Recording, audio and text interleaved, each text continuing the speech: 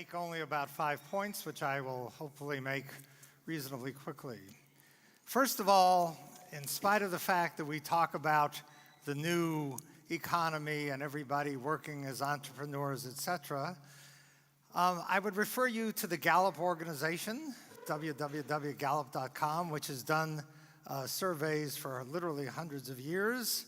I will quote from the Gallup organization.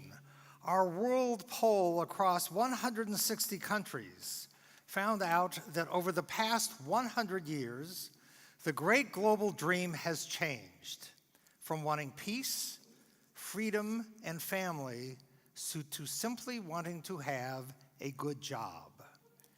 Gallup's research has found that of the 7 billion people on Earth, 3.2 billion are adults who dream of having a good job. That is what they want more than anything in life. And this next sentence is extremely important. We define a good job as 30-plus hours per week for a paycheck. Notice they didn't say Uber driver, Instacart, DoorDash. Gallup defines a good job as working for an employer 30-plus hours per week. If you go to the Gallup website, they have a fabulous chart that shows the relationship between a country's per capita income and the percentage of people in that country who have a good job. It is as close to a perfect correlation as you will ever see in social science. The points are quite highly clustered. The higher the percentage of a country's population that has a good job, working for an employer 30 hours a week, the higher the per capita income.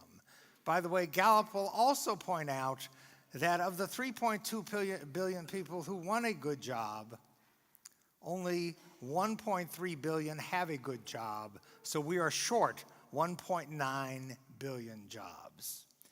The next point I will make is that in a conference that calls itself about the entrepreneurial society, one interesting fact that many people overlook is that at least in the US, the decline of entrepreneurship has been striking. According to an article by Richard Florida, who teaches at the University of Toronto, the rate of new business formation has fallen by 50% since 1978.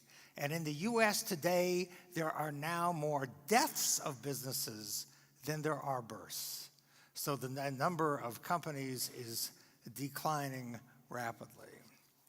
The third point I would make is that we should not celebrate, which I hope we don't, but maybe some of us do, the offloading of responsibility, including responsibility for companies' people, on to the larger society. Many of the new business models, if you take them seriously, have been fabulous at offloading responsibility for anything. So if you go to Uber's terms of service, the first thing Uber says is we're not a transportation company. The first thing Airbnb says is we are not a hotel company. The first thing eBay says is that we are not a retailer. And if you take their things seriously, and they've all backed off from this for various reasons, they are responsible for nothing, for not enforcing zoning laws, regulation laws, and certainly not labor laws. But not only these companies, almost all large businesses, as I look around the world, have made a shift to saying, we are not responsible for the well-being of our employees. And so they have shifted in many respects. Human resource executives for years have said, you are responsible for your own career, but you better take care of yourself. We're not promising you a job for life. Now we may not even be promising you a job for a day. One of the problems with this is, as my friend Nuria Chinchilla at the business school ESA likes to talk about, she uses the wonderful phrase, social pollution. We have, just as we have offloaded in the past toxic waste into the air and into the water, today companies are offloading their responsibilities and creating externalities that society as a whole oftentimes has to pay for and pick up the pieces of. Certainly in the US, which of course does not have a national healthcare system, and now given the recent presidential election may not have a healthcare system at all. You know, you have to look out when employees don't have health insurance and they wind up sick. That cost is passed on to society. In many countries around the world, when people do not have enough money to retire on, this will become a social burden. So we're living in a world in which responsibility is being offloaded. This actually does not make me happy. The fourth fact I will talk to you about is there is, as you know, a great deal of interest in economic inequality.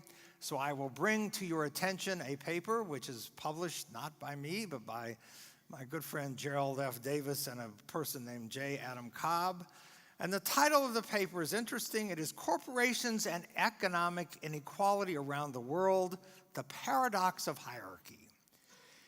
In a study of 53 countries around the world in 2006, and the US data from 1950 onward, Jerry Davis and Adam Cobb find an interesting thing. If you want to predict inequality, one of the strongest predictors of inequality is the inverse of the proportion of the labor force employed by the largest 10, 25, or 50 firms. In other words, the higher the percentage of people employed by large corporations, the lower the inequality, which of course makes perfect sense because large corporations, about which we have heard so many negative things in the last couple days, have some positive attributes, one of which is that they run internal labor markets, which limits the amount and range of wage dispersion. I refer you to that paper as something that you might find interesting to look at.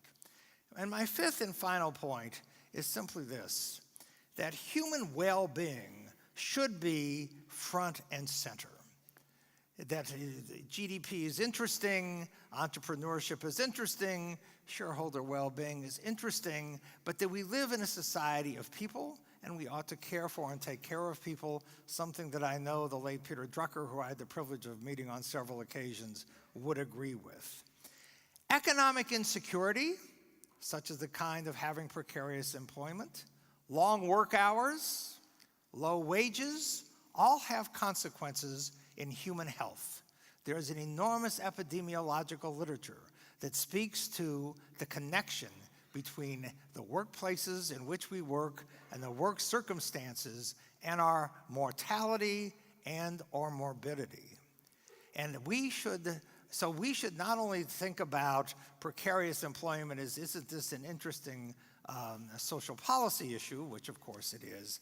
We should think about precarious employment, low wages, unemployment, layoffs, and other things as very much what they are and what the evidence overwhelmingly shows that they are, which is threats to human psychological and physical well-being.